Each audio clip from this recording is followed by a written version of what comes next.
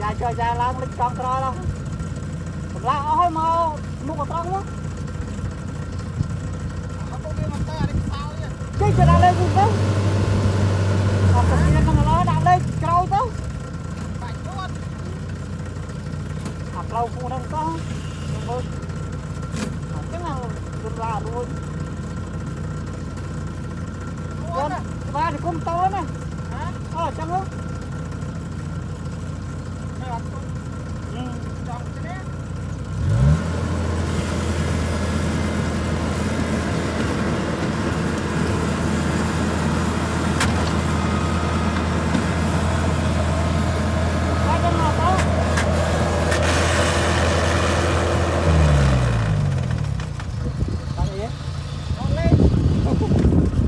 Con ơi.